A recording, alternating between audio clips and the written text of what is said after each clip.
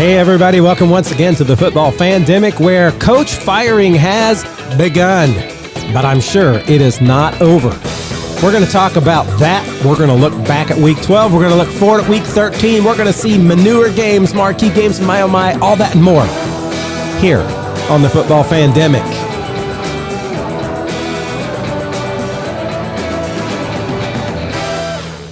Josh, we are back. And it has begun. I know you're not yet satisfied, but coach firing has begun. That means the season is open, and yours could be coming soon. You got a little bit. We're going to talk about it. Hey, Frank Reich, great coach, great backup quarterback. I don't know if I'd say great coach, but a coach for the Indianapolis Colts for several years.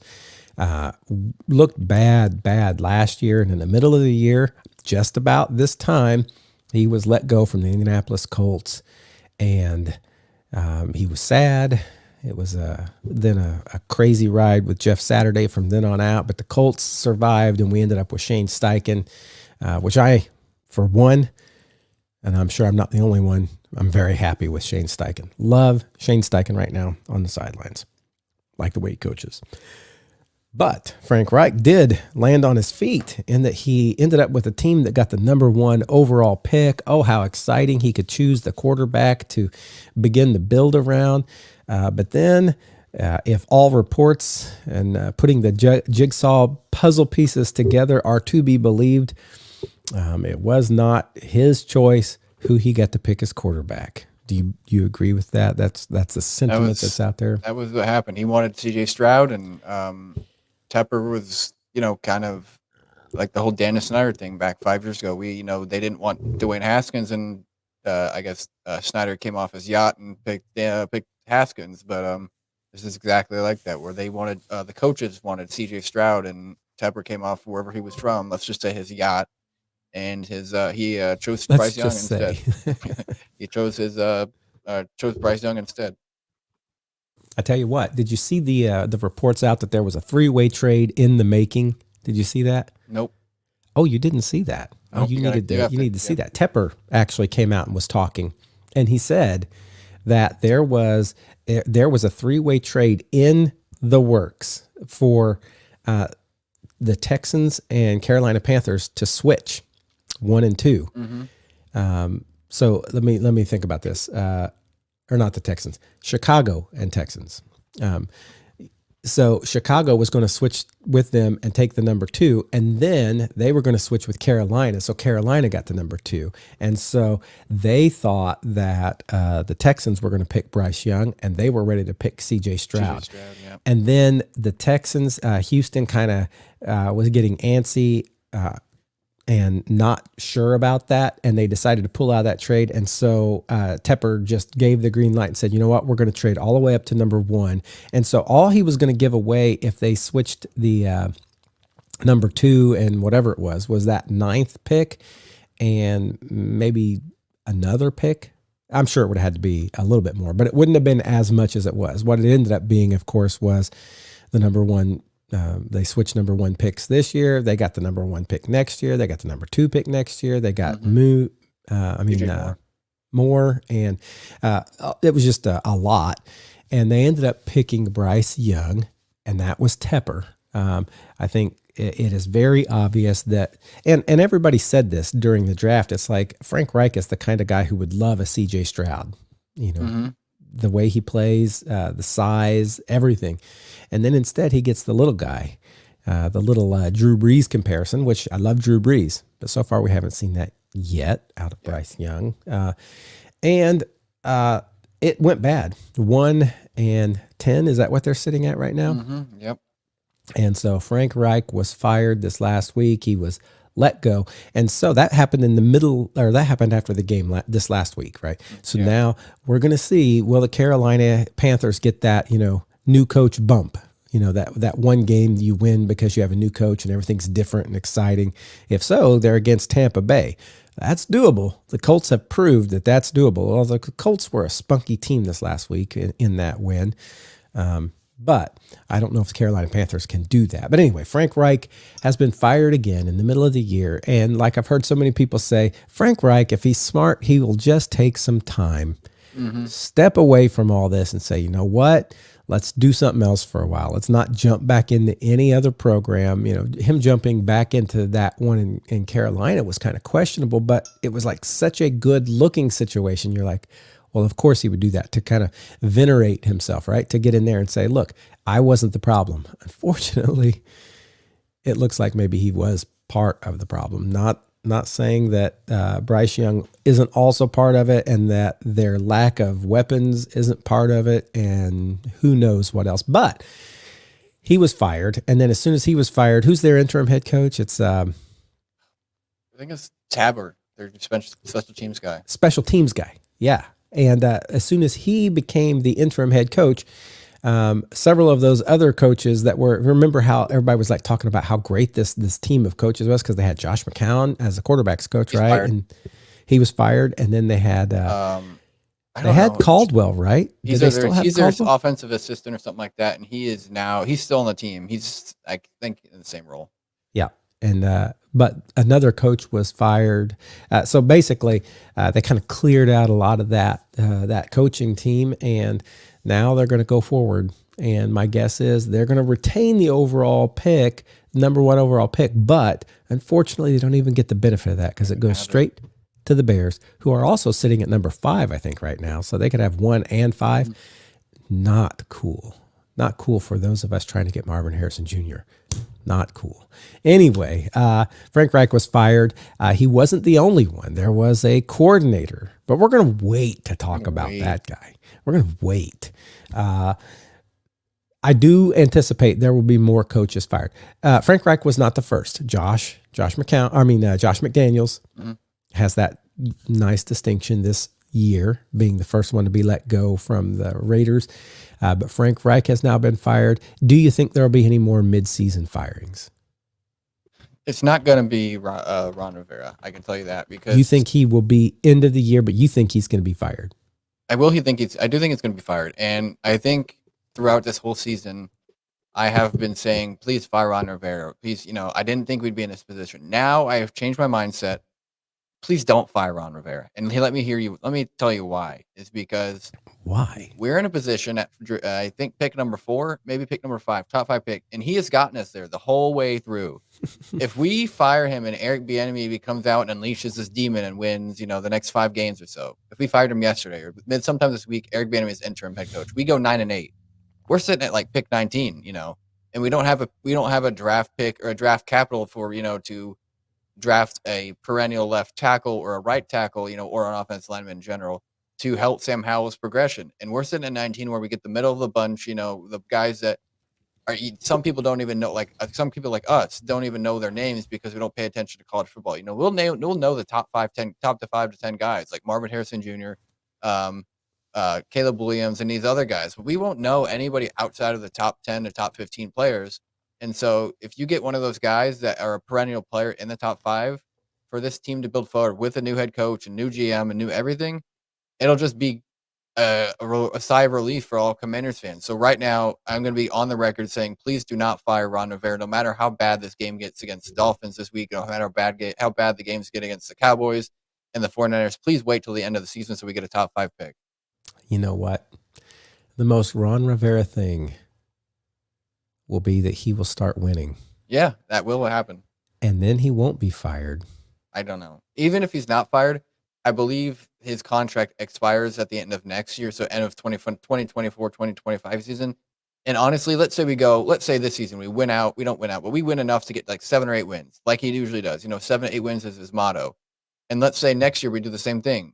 I think Josh Harris at that point, after being an owner of the 76ers, which is a pretty good basketball team, he's going to see this and is like, all right, I've been here 2 years. Ron Rivera's been with me for 2 years in my ownership, and I don't see any changes coming. I think we're not going to re-sign him to a contract. So that's the best scenario that could happen if he's not fired. But that means another year of purgatory for you. Yeah, but I've been through it for the last 20 years. You're like, I can wait one more. Why not? Anyway, back to the other coaches that could be fired. I don't see any coaches in the league that could be fired. I mean, there's teams with bad records. I mean, Brian Daboll of the Giants, 4-8, but they're starting to win some games. You don't think Belichick will be fired before the season ends? You think? I don't. Do you think he'll be fired? I don't think he's going to be fired. I think he's going to be one. It's one of those where it's like, hey, we're going to let you go, but we're going to let you do it in your way. And he's going to come out with a press conference with a on a nap with his note on a napkin, just like he did when he resigned from the Jets 23 or 4 years ago, 24 years earlier. And he's going to be like, I'm retiring, and he's so then they'll publish. It doesn't get published that he got fired. That's not a Bill Belichick type of thing. You know what I mean? Yeah. Yeah, that's true. People have said, "Oh, Bill Belichick could go play for the Carolina Panthers," but I just don't see him doing it because they don't have any draft capital. No, they don't. So back to the overall question, I don't see any coaches getting fired mid-season anywhere. We're too far into the season for coaches to be fired, in my opinion. I mean, Frank Reich was, but their team is 1-10. Every other team in this NFC South has a chance. Even the Panthers do, but still, I feel like every other team still has a chance in any other scenario, maybe besides the Cardinals. But he's a first-year head coach, and they had to experiment with other quarterbacks before Kyler came back. So, and they have all this draft capital to move forward with. So I think they keep Gannon. I think Bears fire Matt Eberflus and Luke Getsy by the end of the season, or after the end of the season. I think the Commanders fire Ron Rivera after the end of the season. Brian Dable's a question for me because they're finally winning with Tommy DeVito because Daniel Jones is out. But what happens when Daniel Jones comes back next year and they go through the same thing? They're 4-8 after 12 weeks. Then what happens? You know what I mean? So there's a question with him. Like I said, I think the Patriots, they let Bill Belichick go and they go in his own way, so they know they resign. He resigns, or retires. Robert Saleh, I think he's safe because of the whole Aaron Rodgers thing. Brandon Staley of the Chargers, I think he gets fired. I do think he gets fired after the end of the season. And then Titans, Mike Vrabel, I think he's in an experimental year where they expected Ryan Tannehill to transition out to take Will Levis or Malik Willis in. There will be road bumps, but I think he's safe for his job for at least another year. Yeah, I don't think Vrabel is even on a warm seat. Yeah, I think Vrabel's fine, and they will have to get used to Will Levis. It sounds like is going to be theirs going forward. So, yeah, that'll be interesting. I don't know. We'll see if we get any more firings. It would probably be unlikely unless whoever it was wanted the quick. Yeah. Wanted the ability to quickly get the person they want. And to do that, they have to be done with their person before, because how right now you can still interview people before the Super Bowl, and there are times in there. Black and Monday. So if they're like, hey, we want to get this process rolling and we know it's going to happen, I could still see one more happening at least. I don't know who it would be, but we'll see. Yeah. We'll see. We don't pay attention to offensive coordinators enough, but we already went over the head coaches, and we both think none of them are going to get fired mid-season for the next 5 weeks. So I don't know if we both think that. Who do you think is going to get fired? Like I just said, I'm not sure which of those might, but I think there's still one more to fall. Okay. I don't know. Like I said, we don't pay attention to offensive coordinators enough because we don't really, unless they're like former players or perennial type of, or like well-known offensive coordinators. I don't think we know much about them. But I will say, I think Luke Getsy of the Bears offensive coordinator gets fired before the end of the season because I think he could definitely. I think he definitely will, and because he doesn't have a playbook. I don't understand how it worked. I guess he was the offensive line coach in Green Bay, but he doesn't have a great playbook at all. If you watch the Vikings game, it was screen. And if they want Justin Fields to, he's on his third year of his 5 year, third or fourth year of his 5-year contract. So I believe it's his third year. So he has 2 years after this, or 1 year. This is his last year next year. But if they want to unleash Justin Fields like we all think he can be unleashed, and have this stardom that comes to him as a mobile quarterback in the league, where that is becoming what quarterbacks need to be, is mobile and escape pocket, take the yards when they can with their legs. It's not with Luke Getsy, and I think they need to realize that very quickly on, that Luke Getsy needs to be let go if they want Justin Fields to be their guy. I think if I had to guess, that would be my coach as well, that I think will be fired, is Eberflus, before the year's over. Yeah. Because I can completely see the Bears doing that, even with only a couple weeks to go, just so they can get a jump on whatever their next regime is going to be. But I definitely, everybody I talk to that is a Bears fan hates both Eberflus and Getsy. So I think they're both gone at the end of this year if they don't lose it before. Yeah. Let's jump to another topic just a little bit here. Remember the very first of this season, how we were all so excited about what's Aaron Rodgers going to do with the Jets, and then 4 snaps in, oh, the season's done. Well, not so fast. The Jets have opened Rodgers' 21-day practice window, and he is coming back. What do you think of that?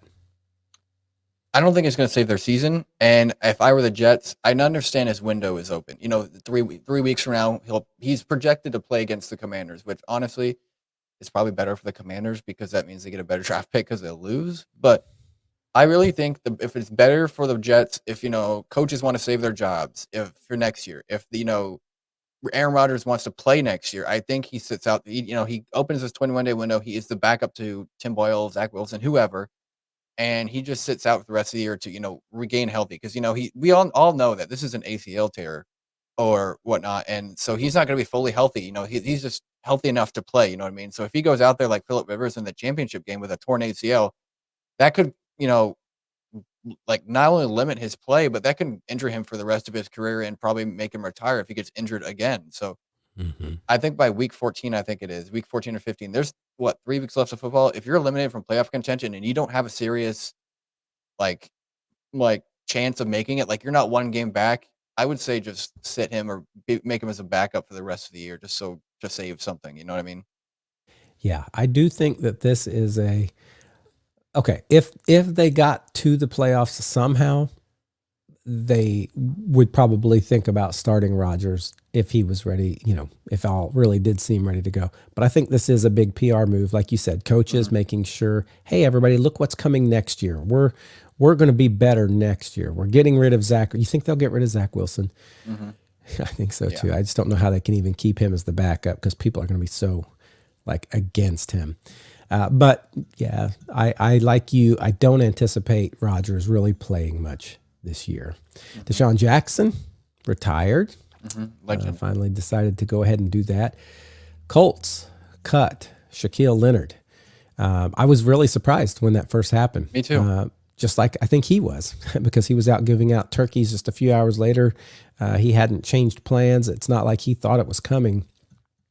I heard a lot of Colts fans on the community board saying, yeah, ever since he was no longer Darius, he hasn't been any good. As soon as he changed his name to Shaq, he was no good. And I feel bad. I do really like who Shaq Leonard was. And did you watch the Colts game? No. They did a big video tribute, and he was there up in the box. They put the camera up. He was there watching the game. I was really surprised by that, but I think he's a good guy. Definitely. And I think even though he maybe didn't expect it, I think the team did this for him because he is drawing interest from the Cowboys and from the Eagles. And I think the fact is they're giving him a chance to get into a new place, maybe even with a winner this year, when they saw that they're not necessarily going to continue this relationship. So I know everybody was like, what in the world is going on? But I think Chris Ballard, I don't think this helped the Colts at all. I mean, next year it's going to free up, I think, $20 million. So they're getting ready for, signing extensions and stuff like that. But I think this was in part to give him a chance to catch on with another team. And it looks like there is interest from a couple teams that are actually doing pretty good. So I hope the best for Shaquille Leonard. Like Shaquille Leonard, I don't know if he'll ever get back to what he was. I just hadn't seen it since the injury. I hadn't seen that game changer that he was. So, and evidently, we have people who are stepping into that place and doing well. Are they Shaq Leonard, Darius Leonard quality? Well, probably not all pro, but they're doing just as much as he was doing for a much lower price. And so that's part of a football team. Steelers fired Matt Canada. They fired an offensive coordinator because their season was looking not good. What is their record right now? There's 6 wins. Is that right? 6-3, something like that. No, sorry, it's week 12. So 7-4. Hold on, I'm gonna look just to make sure because I do have that up. Let's see, we got Packers. Whoops, I'm on the NFC.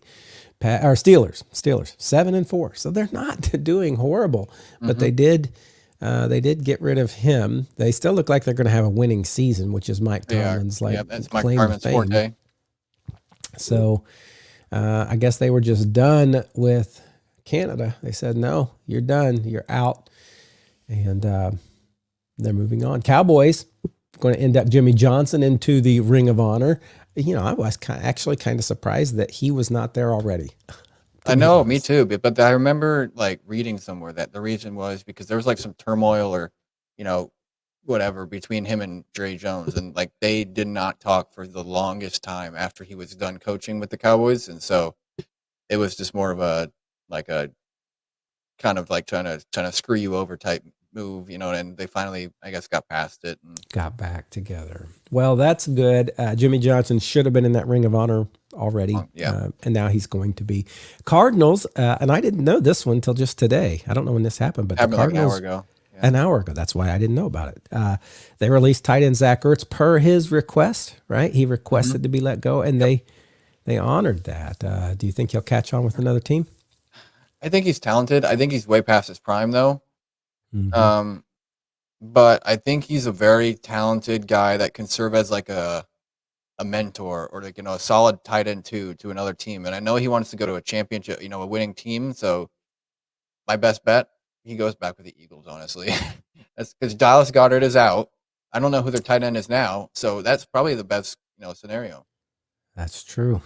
That's true. And I wouldn't be surprised at all if that happened. Is he good at being a blocking tight end? He's all right. All right.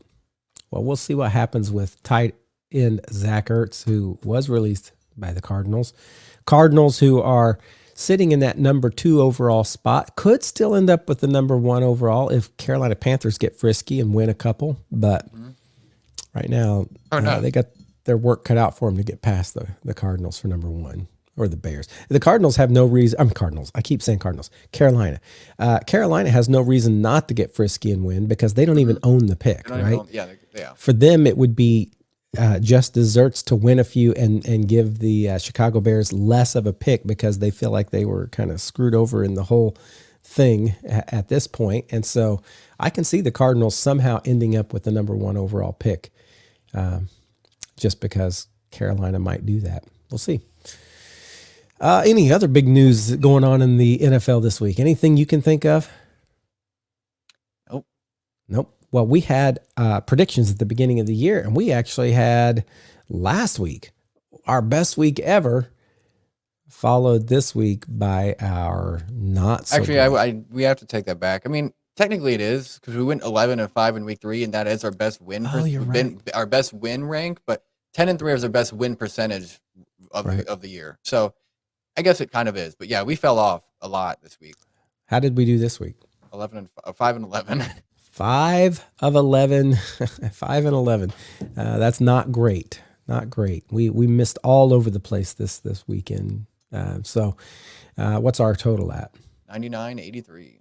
99 wins, correct. 83 incorrect. All right. Well, we'll see how this ends up as we continue heading through, but we're going to go back and look a little bit at least our Homer games from this week, and I'm going to start this week. Colts played the Tampa Bay Buccaneers, and I was visiting family for Thanksgiving. Didn't think I'd get to watch it, and then lo and behold, brother-in-law said, hey, let's put on football. And, of course, we were in Chicago, so the Colts game wasn't playing there, but somebody here has access to YouTube, NFL Sunday Ticket. And so I just casted from my phone, and they were both fine because both of them being Bears fans hate their season and could care less about the Bears right now. And the Bears were not playing till Monday night. So we did watch the Colts game, and the Colts beat the Tampa Bay Buccaneers, and it looked pretty good. I did not get with Josh to tell him about my MVP. He just guessed that it would be Jonathan Taylor, and you might guess that to be true because Jonathan Taylor got 91 yards, almost broke that 100-yard for the first time. Did get 2 touchdowns, right? Looked the best he has looked for us all year. Again, he set out those first 4 weeks, and he's been kind of getting stronger as he goes. And that was going to be my MVP, but I decided to change and because here's the thing. Zach Moss did great for us when Jonathan Taylor was gone. So, most valuable player is kind of that who, if they're not there, do you miss? And you know who I put in this week? Zach Moss. Any guess? I don't know. Michael Pittman, Zach Moss. No and no. A little guy named Ronnie Harrison. Know who that is? No. Not Rodney Harrison. Ronnie Harrison, who was elevated 4 days ago, or a few days ago, when Shaq Leonard was cut to be a safety. To be a linebacker. He had been a safety, and he was moved to this position, and in his first game, interception right away. I'm making him my MVP this week because he deserves it. 4 days on the squad. He gets a pick that puts us in prime position to take the lead and play from the front. Attaboy, Ronnie. And JT, you're also my MVP this week. So I'm going to leave it as a dual MVP this week because I do think Jonathan Taylor got great. Now, the problem being, we found out after the game that he did something to his thumb. Like his thumb or his wrist or something with his hand. I think it's his thumb. And he had to have surgery. And he's going to miss 2 or 3 weeks. It looks like they did not put him on IR, meaning that he would have to miss at least 4 games. So they're anticipating he'll be back before. But at least 2 games, it looks like. We're not going to have Jonathan Taylor again. But luckily, we do have Zach Moss. And I do want to say something. Zach Moss, when we traded for him, I'm like, oh, okay, I guess that's all right. You know, he was like a high pick, never really got his stuff going there in Buffalo because of injuries, whatever. But I have been impressed with Zach Moss. And he was our bell cow for the first 4 weeks. I think he can do it again. We do have the Titans this week, which is one of those that I would really, really, really, really love to win if we're going to try and get in that playoff race. Right now, are we sitting in a seed? I know right after our win on Sunday, we were the 7th seed. But I know there were still teams to play. You're still 7th seed. We're still the 7th seed. So right now, we can still make a playoff run. We got to do some stuff. We got to work it. You know, Gardner Minshew's got to go out and do some Minshew magic. Jonathan Taylor's got to get back on the field. Zach Moss has got to carry us till we get there. And Ronnie Harrison's got to do some more intercepting, right? And, Buckner and Grover, you know, we're getting some people back too, who were, was it Grover that was suspended? I'm forgetting. Yeah. Grover Stewart. He's coming back here soon. I can't remember exactly when, but there's a chance. There's a chance. Now, if we miss that chance, we put ourselves in that prime no man's middle land where we get like pick number 19, like you're afraid of. Just talking about, if we can make that playoff and just push a couple games, we can, you know, get lower in the picks, but at least, you know, we learn some stuff about the team and you feel a little bit better about your season, especially not having your new, you know, shiny quarterback. You still, with this team, with Gardner Minshew, can do this. That only bodes well for next year. And so, we're hopeful. We're going to talk about the Titans. Well, I'll go ahead and talk about the Titans now. We got the Titans coming up. And the big thing that I would have been excited to see is Will Levis versus Anthony Richardson. Not happening. As I keep saying over and over again, Anthony Richardson not here the rest of this year. But I do look forward to see how do we stack up against the Titans. They have had Derrick Henry back in there a little bit. Mm-hmm. And Will Levis has done well for them, I believe, in the games he's been in. I haven't actually watched. I know that first game he threw 4 touchdowns. The second game, I think they won, and I haven't really paid much attention to them since then. So I'm going to have to do a little study to see how they're doing. But I know they have the lowest record in the AFC, and if we can win, that just puts us one step closer to that playoff picture. I don't know at this point if the Jags are going to lose enough games for us to overtake them and win the South. I don't think that can happen as well as they're playing. So we're just going to have to push and keep pushing because right now we're tied with the Texans, you know, and we're one spot up on them because we've beat them. But they could just as easily sneak in there and take that spot from us if we stumble at all. So it's going to be exciting next year. I'm just going to put that out there because next year we're going to have C.J. Stroud, Anthony Richardson, and Will Levis all playing in the AFC South, along with Trevor Lawrence, who is not that old himself. He's a few years in. This is his 3rd year, right? Mm-hmm. So it's a young quarterback. It's going to be an exciting quarterback sort of conference. And so at least we're not the bottom rung of the NFL like the AFC South has been so often. Now we can easily say that is the, what is it, the NFC South? Yeah. I was looking at them, and I think their top team has won 5 games. Their top 2 teams have both won 5 games. Their bottom team, obviously, the Carolina Panthers, have only won 1. It's just a really sad division. But yeah, so that's the Colts going forward. We'll see what happens with Tennessee this week. Love Shane Steichen. Love all the players stepping up that were never superstars, but they're doing what they need to do. Love Josh Downs getting in there. Michael Pittman Jr. Need to keep those guys around. Alec Pierce has still left me wanting more all season long. Every year I'm like, well, every year, both years I've thought Alec Pierce is going to step up and make a difference, and he's just not quite there yet. This is his 2nd year. Is that right? Yeah.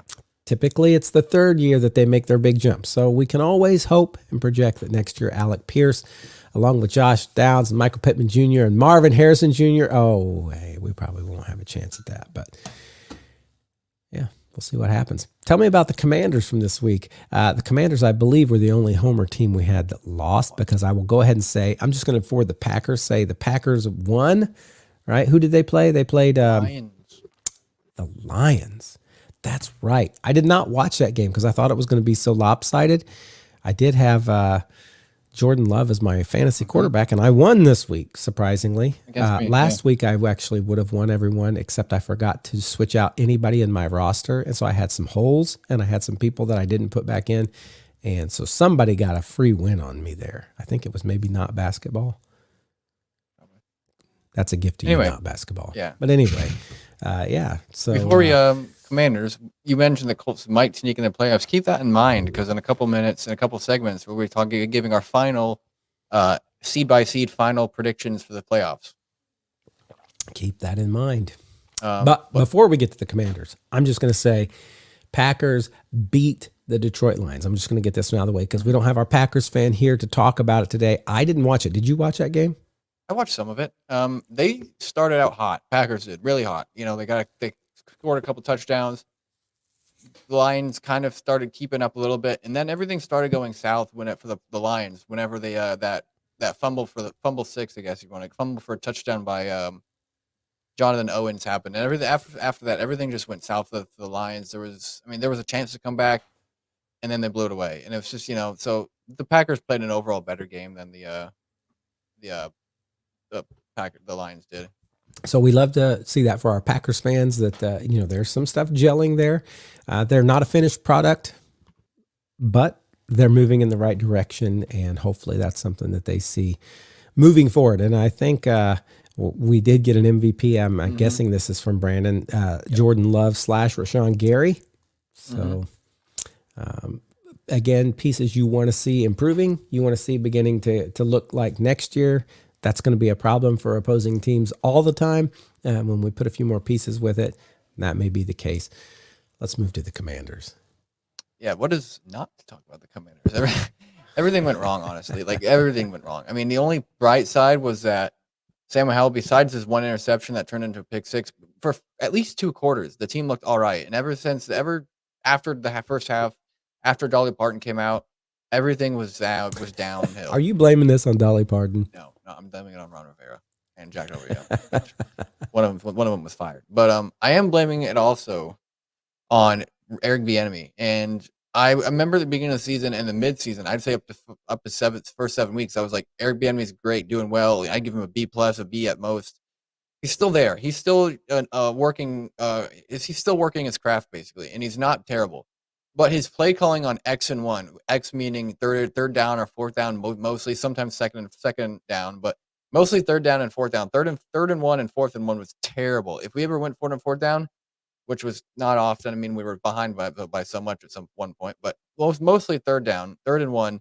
There was a halfback draw, which that has to have a play developed. The offensive line has to develop to wait for the running back to find his hole. So that does not work at all. You just either hand it off and or whatnot. And then there was a couple others, especially the one where it was 3rd and 1 or 4th and 1. It was just a fly route of vertical by Terry McLaurin. And he threw it. He had kind of separation. I feel like it was more of a DPI against Gilmore, but still on 3rd and 1, if you're going to throw a fly route, like, that's one of the worst play calls you could ever do on a 3rd and 1 to get your team a first down where you could just run for a yard or two and, get a new set of downs. So, besides the first half, I'd say most of the first half, everything was terrible. I mean, I just watched the game because it was the only game on, and at least I was able to watch my team because I'm out of market for the Commanders, so I got to watch my team even in the bad, but it was terrible. And then the next day later, thank God, Jack Del Rio and our DB coach, I can't remember his name, was fired, and more specifically the DB coach, because we hired this guy. I think the same year we hired Del Rio and Rivera in like 2020, I believe. This guy was a high school coach, never had any just like Jeff Saturday, never had any experience in college, I believe, never had any experience in the NFL. He was a high school coach that probably was a connection with Ron Rivera for some reason, and we hired him to be our DB coach, and that easily was a backfire, a very, very big backfire, because our DBs, aside from Kendall Fuller, has been playing very bad, and I'm glad to see him gone. Honestly, I really am. I'm just hoping our next year during offseason, we finally find a guy that can do something to improve our DBs, because we have talent there. We have Kendall Fuller, we have Emmanuel Forbes, who we drafted this year, and we have Benjamin St. Juste, who are all can be very good cornerbacks. They just have to have the right coach. And then Del Rio. Del Rio is your defensive coordinator, right? Yeah. So he's probably, when he's gone next year, you're probably going to get a whole new defensive staff, maybe even a whole new defensive mindset. I would say the only guy we keep, and I'd like to see him promoted, is the only guy we keep on defense would be probably Ryan Kerrigan, who is currently our assistant D-line coach, I believe.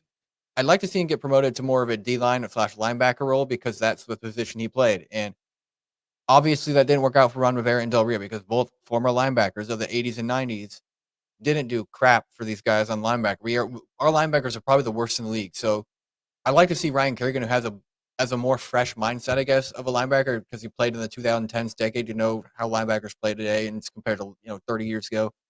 I'd like to see what he can do with our linebackers and defensive or edge rushers, because that's what he primarily focused on as a player.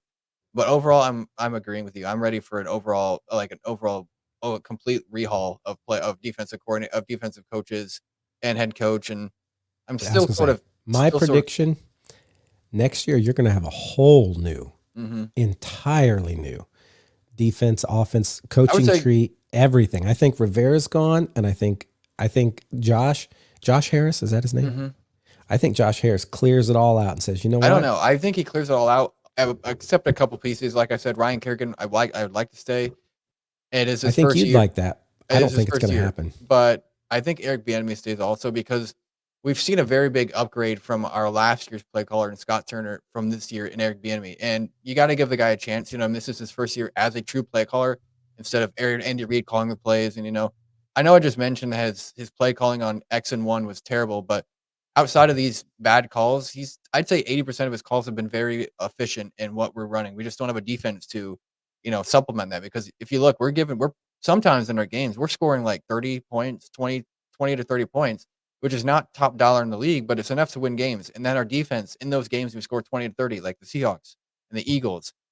We're losing by, the defense is giving up 40 points. So we're losing that game. So obviously the offense isn't as big of a problem as the defense. You know what I mean? So if we have a defense that can supplement that really great offense and offensive play calling, I think we can, win games in those 20 to 30 point ranges where we score those points, make it like 28 to 17 or 28 to whatever. And we win those games instead of getting blown out like 20 to 52 or something like we did against the Cowboys.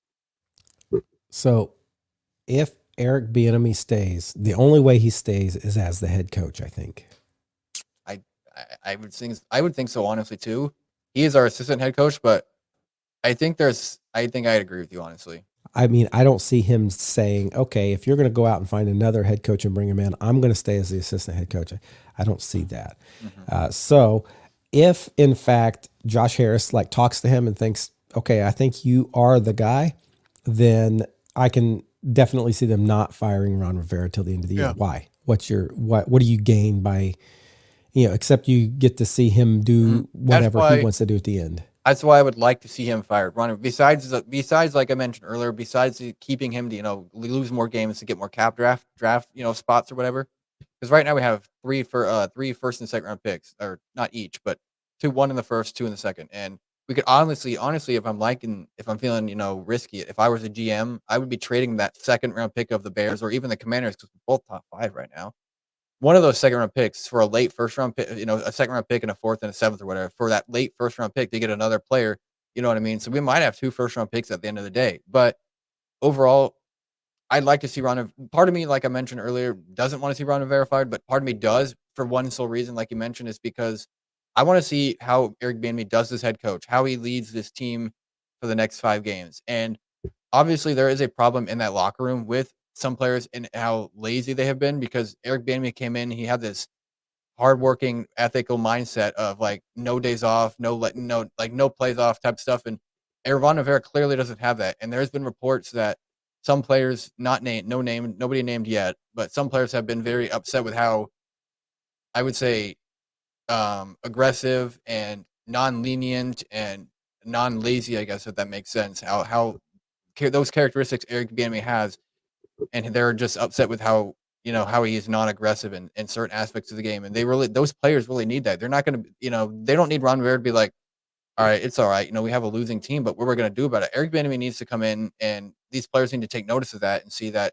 he's trying to change this for the better, and they just need to get on board, or I don't know what's going to happen. But if it were me, if I were Josh Harris, I would fire Ron Rivera because I would want to know, do I have something here, or do I need to go out and find the next guy? Exactly. And, I would do, because I don't think even if we win a couple more games, I don't see us making it outside the top 10 in draft picks, which is completely fine with me because you're still gaining probably a left tackle out of that or a right tackle. Depends on what position is available. But I'd say if we stay in the top 10, we fire Ron Rivera, we win a couple games, get to 6-11 or whatever, and Eric Bieniemy proves to be the guy, I think you move forward with him. But obviously, I'm impartial on both sides because I want to lose out, get a better draft capital, but I also want to see what Eric Bieniemy does. So honestly, I'm fine with whatever plays out. But Josh Harris has obviously come out and already said, he'll reevaluate Ron Rivera at the end of the season. So I don't see him getting fired, honestly. Yeah. Well, we will see. We will see. Let's look at the Blake Harris corner for the week. This is the games, all the other games that were just on. Bears. I did not know this. Bears win their first game without scoring a touchdown since before Brandon and Josh were even born. Notice they did not put Matthew in there because I was born long before. Yeah, it was whenever Jim Harbaugh played with them, so like the mid to late 90s. I was definitely born. Yeah. Definitely. I was in college. I think I was finishing my master's degree at that time. Anyway, the Bears won, and they played Vikings. Minnesota. Mm-hmm. Yeah, I really wondered. I thought Minnesota would win that one, but the Bears did win, and yay Bears! You got yourself another win in there. Broncos. Here's one that I have to step back and say I was wrong about. I said Sean Payton is not going to make a difference. Russell Wilson's not going to be any better. And we started off with 1-5, 1-6. Mm-hmm. And I'm like, see everybody, take that. But now they are sitting at 6-6, I believe. They've won their last 5 games in a row, brought it up to 500, and it looks like they are starting to ride. Mm-hmm. So I can't say that Sean Payton has not made a difference and that Russell Wilson has just been as bad. Will they, do great and make playoffs? I don't think so. But I think they definitely are moving in a positive direction now. Something has changed in that locker room and they're moving. And I don't know. I didn't go back and look at the last 5 games to see what the competition level was, but I feel like they beat Kansas City Chiefs at least. And I'll go look real quick. I know they beat the Chiefs and they beat the Packers. The Packers game was what started it all. They beat the Packers, and that was their first of the 5 wins, and they're sitting at 6-5. So, where's it at? Packers, Chiefs, Bills, Broncos, or Vikings, and then Browns. So all 5 of these teams are in playoff contention. Browns? Yeah. I mean, I don't know. Who is the Browns quarterback right now? Dorian Thompson-Robinson. Okay. That isn't like super inspiring. No, but the defense is still great.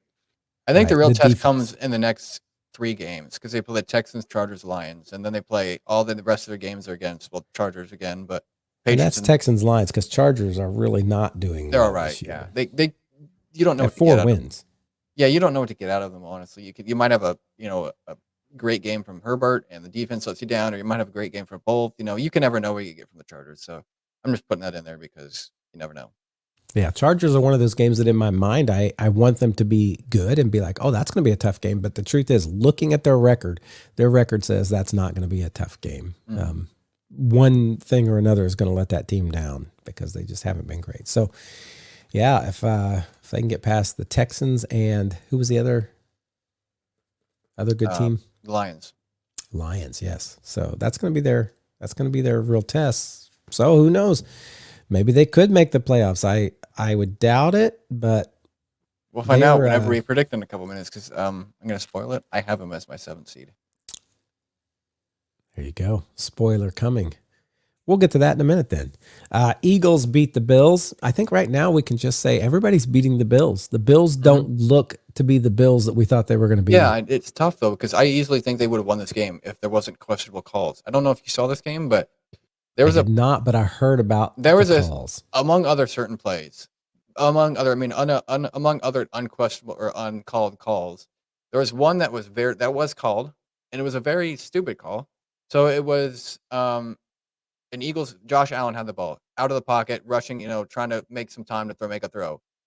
And an Eagles guy comes up and tries sacking him. Easy horse collar. His jersey gets teared in the process. He throws it behind the line of scrimmage.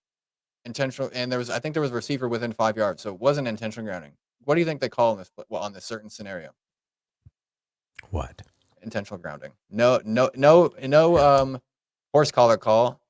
Intentional grounding instead. So probably the worst call of that game, but easily the Bills. I think the Bills would have won this game if these calls weren't heavily favored by the Eagles. And I think the Bills have had a few games like that this year where you feel like calls made a difference. I actually feel like there's lots of games this year where calls made a difference in the outcome of the game. I don't know what to do about these referees. It's every week. We have to bring up one game or another. But the Eagles beat the Bills. They're sitting at 10-1. The Eagles, Bills are sitting at 6-6, I believe. Mm-hmm. Never would have thought that starting this year, but it does to me look like. So they're tied with the Broncos, 6-6. My goodness, my goodness. What are the Colts sitting at? 6-5. Yeah, so we have one less loss. We've played one less game, evidently. So Thanksgiving games were not the best. Is that correct? Now I will tell you this: the Packers. I mean, in that game, I was visiting my family, and my family. Surprisingly, nobody cares about football in my extended family, and we didn't get to turn on a single game. I tried to jump in and see scores, but I couldn't watch any of the games on that day. But evidently, I didn't miss much. Is this what I'm hearing? I mean, besides the Packers game, which was at like 11 or so, I mean, like we already talked about, Commanders got blown out by the Cowboys, and then the 49ers pretty much blew out the Seahawks. So it was just a game of very big blowouts, and it wasn't really anything special. Steelers had their first 400-plus yard game in a long time. And they were playing Bengals. There's another team. Bills, Bengals, beginning of this year. I'm sure they have contributed to a lot of our missed calls, along with the Jets that we thought would be better. And the Buccaneers, honestly. I mean, not so much. But Buccaneers we thought would be horrible, and they're actually doing better. But this week, Indianapolis beat them. I don't remember if we had that called or not, but I think we did. Like we had the Colts winning. Yeah. Go Colts. So that's the Blake Harris Corner. That's some of the games that happened. Let's take some time here to do this playoff prediction thing. You have hinted about a few times. Let's look at what we think the seeding is going to be. And I'm going to have to pull up another screen here so that I can see divisional standings at the same time that we are talking about all this. Okay, so go ahead and start us off.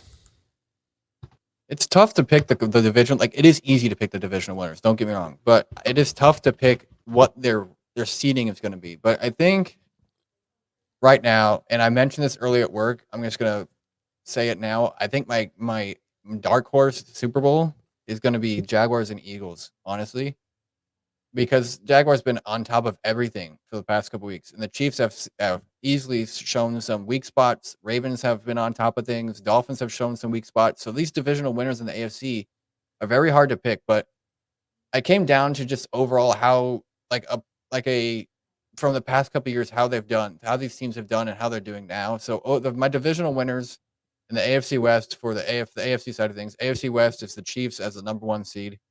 The Ravens. So you think they're going to end up with a better record than the Ravens? I do. Okay. The Ravens is a 2 seed, so that was where it got tough. Honestly, for me, that's where it got tough. But like we mentioned, like in our predictions, do we know if Lamar's going to get hurt or not? I mean, they've already made it so far, but how much farther can Lamar go without getting hurt?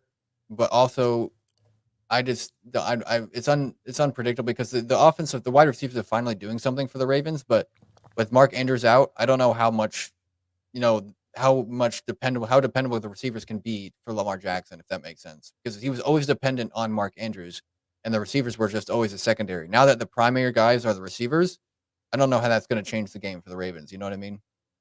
Mm-hmm. So they're my number 2 seed. The Jaguars are my number 3 seed. I just mentioned my dark horse. Dolphins are my number 4 seed. I had trouble with the Dolphins and Jaguars spots, but the Dolphins don't look good as they did in the first 5 or 6 weeks of the NFL. They have not beat a single team above 500, and they almost just lost to the who did they play this week? I don't know if they played anybody this week, but they almost lost to the Raiders last week, which was at that point a 500 team.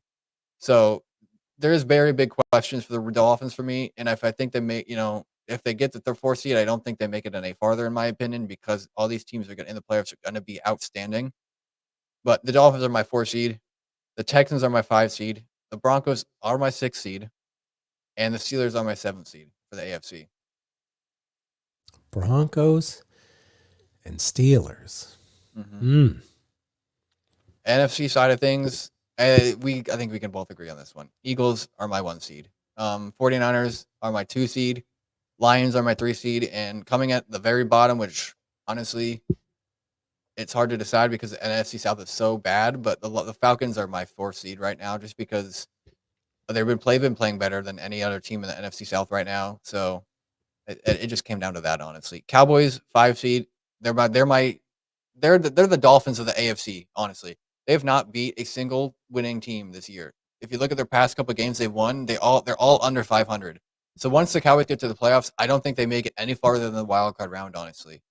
And then the Seahawks, Seahawks are my 6th seed, who just kind of fell off a bit, but I know they have a tough stretch of games ahead of them. I think they play the 49ers, Eagles, and a couple other good teams in the next couple of weeks, but I don't see Pete Carroll not winning at least 1 or 2 of those games. I think they pick things up and they realize that, and they make their mistakes better for the next couple of games, or they fix their mistakes basically. And then my 7th seed might surprise people, because it was either between the Vikings or the Packers, and this comes down to Week 18, Sunday Night Football. As of now, they might get flexed, but Sunday Night Football, Week 18, Packers Vikings at Lambeau Field.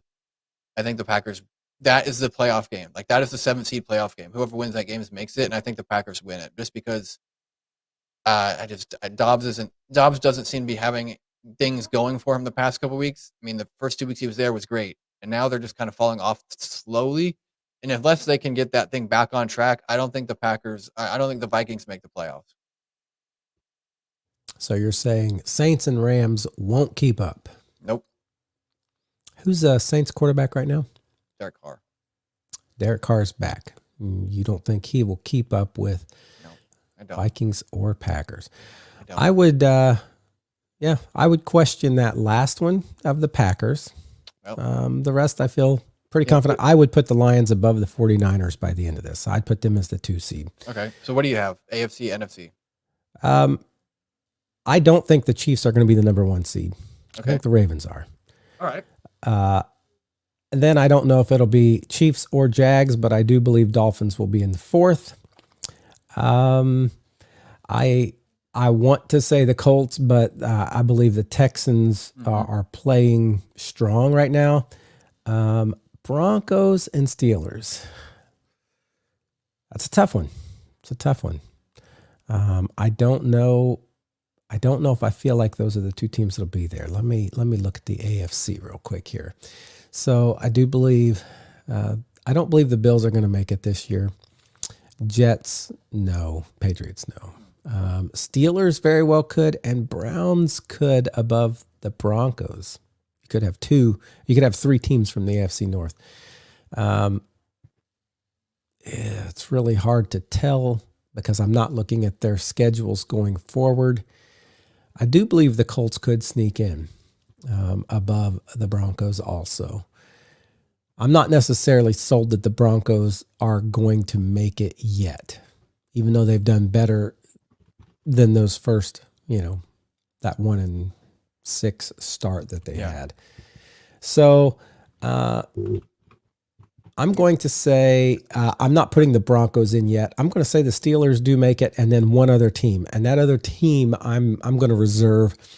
Could be the Colts, could be the Browns, could be the Broncos. Eagles, I think, are the number one seed by the time we get to the NFC. But then I see Lions as number 2, 49ers as number 3. And then when you get to the NFC South, my goodness. For me, it's a real toss-up because I could see the Saints taking off and taking that as well as the Falcons. If they start getting some stuff together, I could see the Saints doing that. And so just to make it interesting, I'm going to say the Saints over the Falcons.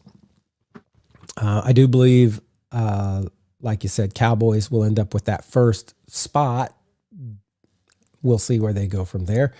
I do believe the Seahawks, but I'm not sold on the Packers. I'm also not saying the Packers won't, because I think, if you get to the end and it's just the Packers and Vikings sitting there with the same record, I think the Packers very well could beat the Vikings because Jordan Love is continuing to progress and that team is continuing to gel. And the Vikings, having lost Kirk Cousins, even though they had a few weeks where they made it with, was it Josh Dobbins? Dobbs, yeah. Or Dobbs. They haven't looked super solid. And I think that quarterback, where they fall off is where the Packers continue to grow. But I don't know that the Vikings will be the only team sitting there challenging. I don't believe it'll just be those two teams with that record. So who do I believe it could be? Well, I believe it could be the Falcons. I believe it could be, it's hard to say the Rams, but it could be the Rams. So I'm not really saying which one it will be. All right. But so I've got 3 in that last place for both of them, where I think our big difference is I don't think the Chiefs get the number 1 overall, even though I will be proved wrong again and I will hate them again and they will end up in the Super Bowl again, whatever. Yeah. I want to see the Ravens in that number 1 spot. All right. Chiefs. And then I kind of mentioned it earlier, but what is your dark horse and what is your dark horse MVP, not MVP, Super Bowl matchup you want? Dark horse Super Bowl matchup. Well, if I'm going to go dark horse, oh my goodness. Let's get real. The truth is I do see the Jaguars as one, or the Texans, surprisingly. And it's strange for me to pick one of those two teams. But if I'm going dark horse, it's one of those AFC South teams. So I could even see if the Colts end up making it. I'm going to pick, my dark horse is an AFC South team. Okay. And AFC South team. And for the NFC,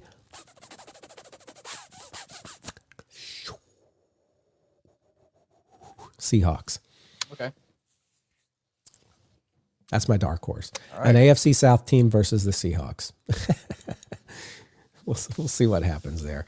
Let's go to our preview for this coming week. We got the Colts coming up on the Titans, and I said that this is a big one, and I think they definitely want to get in and win this one, but I think the Colts are still playing hard and scrappy, and even with Jonathan Taylor out, I think it's going to be much closer than it was with the Buccaneers.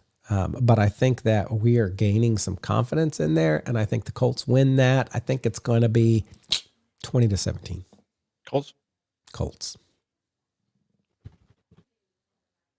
All right. Dolphins at Commanders.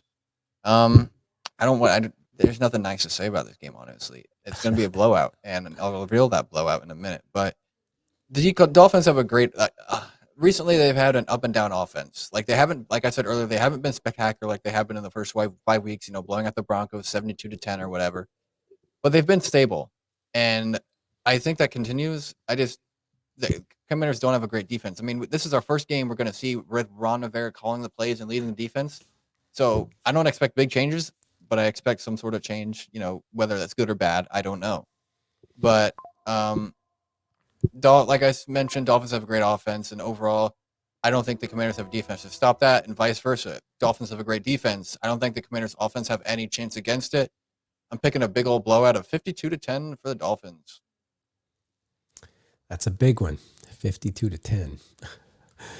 And Brandon with his Chiefs-Packers, what do you guess he would say? He'd probably say something like this. I know this is a big matchup for the Packers. Playoff contenders are really on the line for the Packers. This is going to be a tough game for me to call. But I think if Jordan Love can play like he did last week, I think the Packers are going to win 23-17. And I think Brandon would say it more like this.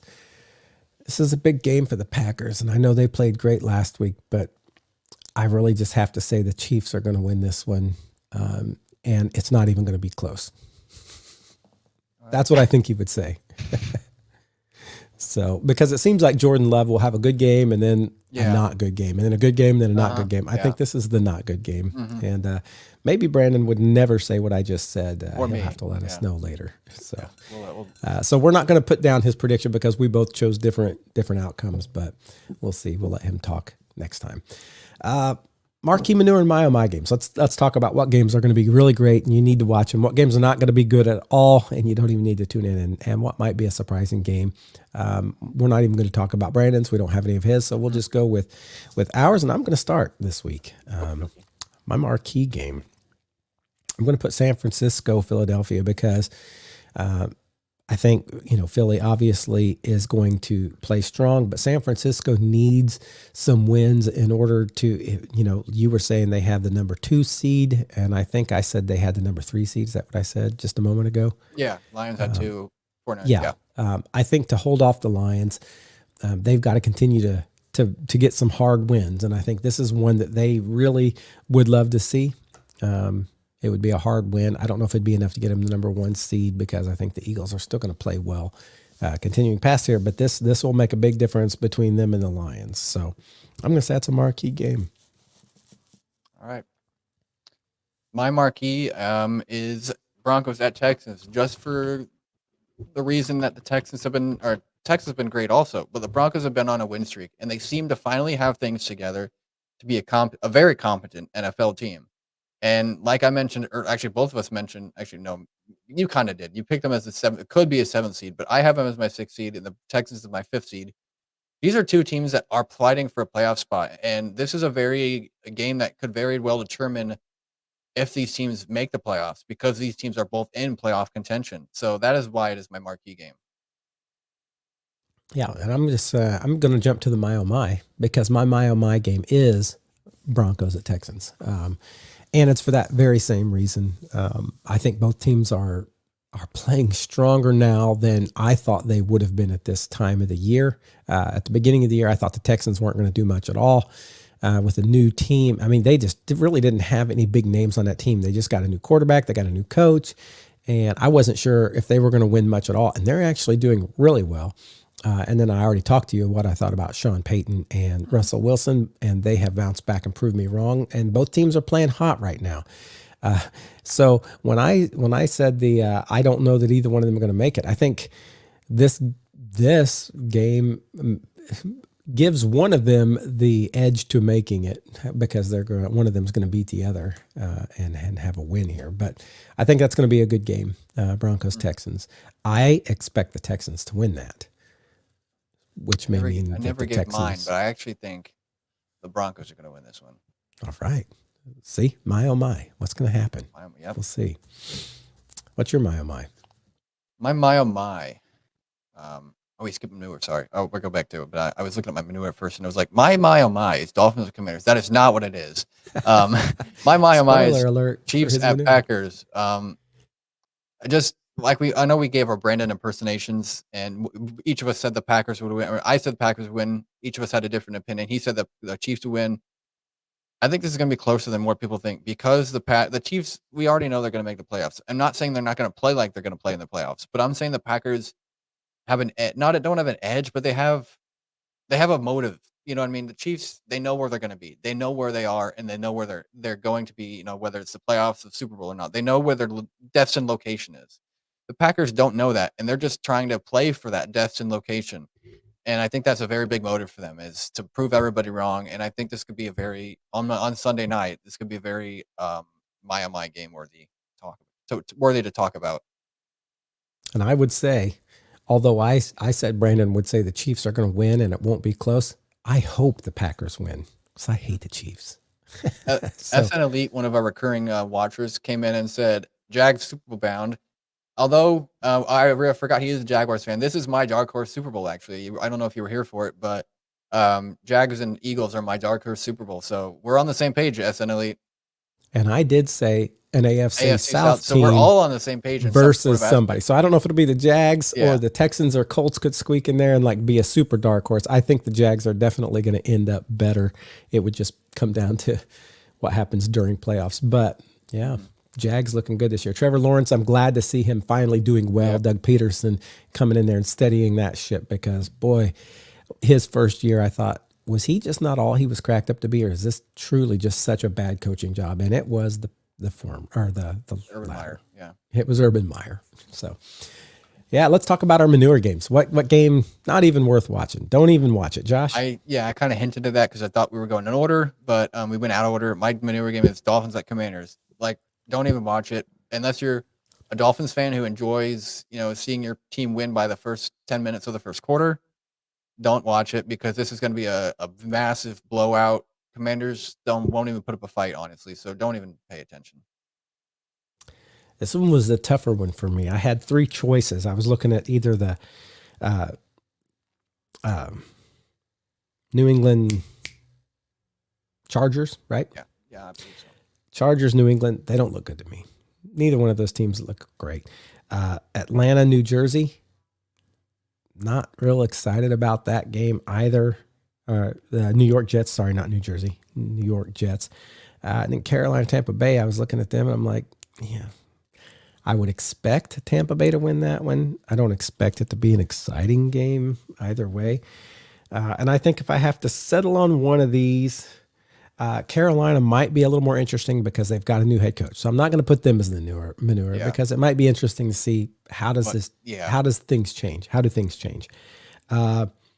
Man, New England is uninspiring. New York Jets, uninspiring right now. But the New York Jets have something to try and strive for with the Aaron Rodgers thing. I'm going to put Chargers, New England as the game. Don't even mess with it. Who cares?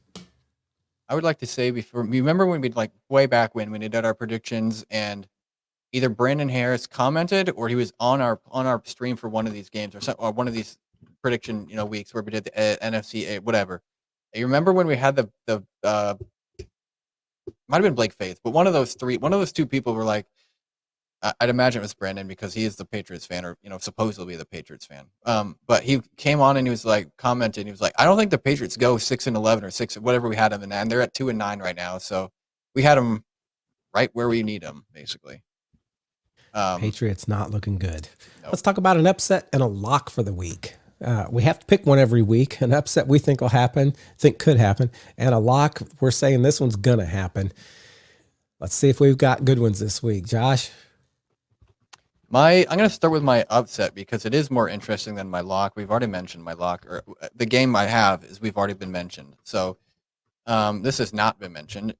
My upset is Seahawks over Cowboys tonight. And like we mentioned, I was talking about earlier, the Cowboys or the Seahawks, I think they're on a 2-game losing streak, maybe they only lost to the 49ers, but I believe it is a 2-game losing streak. Let me look real quick. Yeah, 2-game losing streak. Rams the week before, then the 49ers the next couple of weeks, or actually a week from today. But I think they bounce back. I think the Seahawks Cowboys, this is the first time they're playing a team with a winning record and a very formidable team at that, in the Seahawks. I think the way the Seahawks win this game is they protect Russell. What's that? Russell Wilson. Protect Geno Smith. Because that pass rush with Michael Parsons and DeMarcus Lawrence are going to come in heavy against that offensive line. And if Charles Cross, their left tackle, and the rest of the O-line can do their work, I think Geno Smith is going to have all day to throw to Jackson Smith, Tyler Lockett, and DK Metcalf, and they're going to be putting points up. Dak has been putting up MVP numbers, and I don't expect him to do any different today because the Seahawks defense is just all right. They're not great, and they're not bad. I think this is going to be a shootout, but I think the Seahawks pull it off in the end with some sort of game-winning play, whether it's a field goal or a game-winning touchdown or whatnot. I think the Seahawks upset the Cowboys. I think this is a very good pick. I actually thought about picking Seattle over Dallas, but I like to make things really hard on myself, and I like to make things really uncomfortable for you. So I picked Washington over Dolphins. Did you really? I did, and here's why. Because I just see Ron Rivera doing enough to get you guys a bad draft pick and to make people think, could he stay on? I don't think he will. I think Josh Smith is done with Ron Rivera. But I think this is that game that somehow they come out and they beat the Dolphins and everybody's like, what in the world just happened? This is a true upset because they should not beat the Dolphins at all. Tyreek Hill's been amazing. Tua's been amazing.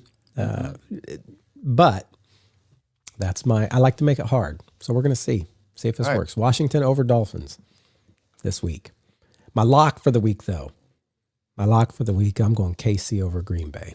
I would love for Green Bay to be that upset, but I just feel like Kansas City's going to beat them because I have had Jordan Love as my fantasy quarterback, and I can guarantee you that it is an every other week episode of good versus bad. It's just like up, down, up, down, up, and I see down coming. So, KC beating Green Bay, sad as it is.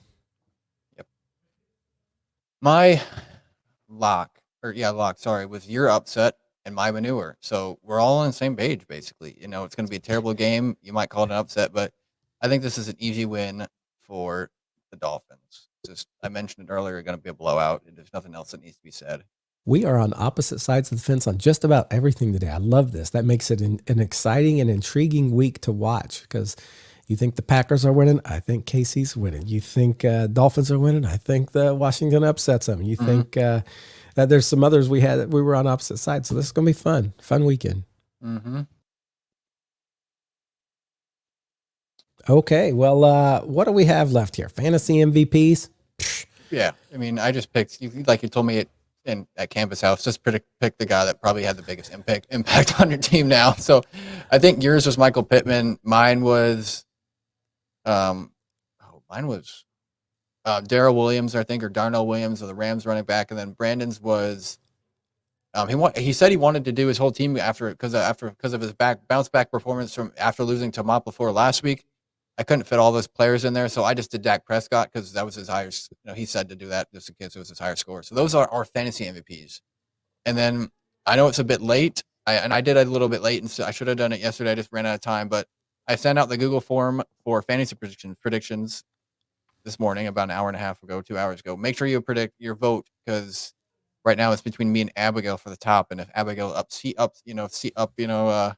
beats me or takes my position, is she's going to be getting ice cream again this year. I think she won it last year.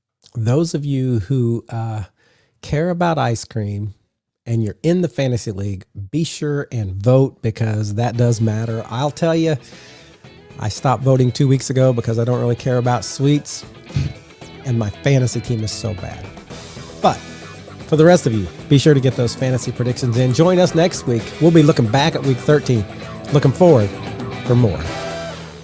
Bye now.